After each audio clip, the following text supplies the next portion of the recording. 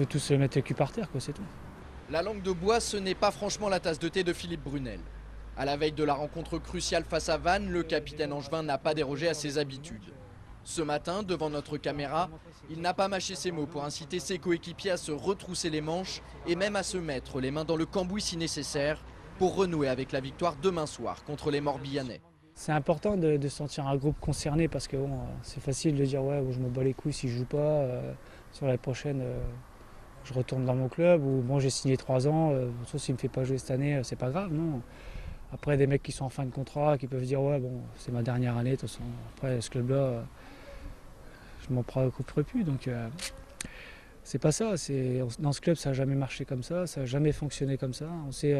On sait que le collectif c'est important et ça a toujours été comme ça. Donc il faut mourir sur le terrain s'il faut, mais voilà quoi, il faut y aller, il faut plus se poser de questions, il faut arrêter de trouver des excuses à droite à gauche. Un discours dans la continuité de celui prôné par son entraîneur Jean-Louis Garcia qui attend de ses joueurs une révolte collective face aux hommes de Stéphane Le Mignan. Tout à fait, une réaction dans l'investissement, dans le don de soi, dans la combativité. Être présent dans les duels, simplifier notre jeu, répondre dans la dimension athlétique par rapport à l'adversaire. Investissement, don de soi, combativité, en somme c'est dans l'état d'esprit que les Angevins doivent se remobiliser. C'est vraisemblablement dans ce but que Jean-Louis Garcia a décidé d'avancer le départ de sa formation vers la Bretagne, initialement prévu demain à aujourd'hui. Les joueurs vont ainsi pouvoir se retrouver, se parler pour essayer de panser les plaies actuelles et surtout préparer de la meilleure des façons une rencontre importantissime. Se retrouver pour bien préparer le match, ça me paraissait important. On était parti sur le précédent déplacement à Caen le matin du match. Bon, là on part la veille tous ensemble, ça va nous permettre de nous retrouver, de préparer le match avec encore plus de minutie par rapport à l'hygiène, la récupération, l'alimentation ce soir, le sommeil. Donc c'est pas du luxe pour un 3e match dans la semaine. D'autant que ce 3e rendez-vous en moins de 8 jours s'annonce aussi difficile que les 2 précédents, mais cette fois-ci pour des raisons différentes. En ce moment, les Bretons se trouvent dans une mauvaise passe.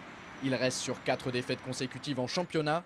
Résultat, ils occupent la 14e place du classement à égalité avec les Angevins. Pas besoin de faire un dessin pour comprendre que eux aussi ont rapidement besoin de points. Pour ce déplacement dans le Morbihan, l'entraîneur du SCO a convoqué un groupe de 16 joueurs. On jette un petit coup d'œil sur l'équipe susceptible de débuter la rencontre demain soir. Kevin Olympa dans les buts. En défense, un seul changement par rapport au match contre Brest. Ce changement concerne le flanc gauche où Malik Couturier est en balance avec Anthony Wasfan en raison du forfait de Karim Djelabi, victime d'une entorse. Sinon, c'est du classique avec Martin Fall, Thomas Mieniel et Bruno Ekolemanga. Au milieu, on retrouve Mickaël Stéphan et Olivier Auriac à la récupération. Sur le côté gauche, Jean-Louis Garcia est tenté de titulariser Philippe Brunel. Reste à savoir si le capitaine angevin se sent apte. Sinon, Emmanuel Bourgault pourrait le suppléer. À droite, ça se joue entre Charles Diers et le même Emmanuel Bourgault. Enfin, devant, Anthony Modeste sera sans doute associé à Youssef Hannan, à moins que le technicien du SCO lui préfère le virevoltant Serge Desblés.